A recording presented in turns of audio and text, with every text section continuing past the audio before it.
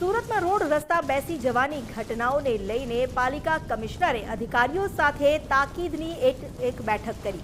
વરસાદ દરમિયાન field visit કરવા તેમણે સૂચના આપી છે। રોડ રસ્તા બેસી જવા મુદ્દે ઇજારદારોને નોટિસ આપવામાં આવી છે। 24 સ્થળો પર રસ્તા અને લાઇન બેસી ગઈ। તમામ સ્થળોએ કામગીરી પૂર્ણ કરવામાં આવી હોવાની તેમણે બાહેધરી આપી। એડિશનલ સિટી એન્જિનિયર MD ચાવડાએ આ માહિતી આપી છે। સુરત શહેરમાં છેલ્લા 2 દિવસમાં થયેલ વરસાદમાં સુરત શહેરના અલગ અલગ સ્થળોએ કુલ 24 સ્થળોએ રસ્તા સેટલમેન્ટ થવાનો બનાવ બનેલ છે।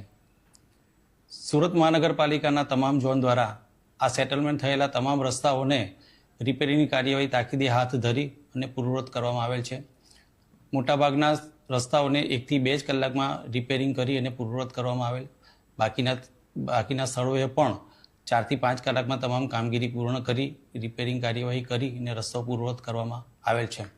હાલના તબક્કે કોઈ પણ સ્થળે રિપેરિંગની કાર્યવાહી પૂર્ણ થવાની બાકી નથી। તમામ સ્થળોએ પૂર્ણ થયેલ છે।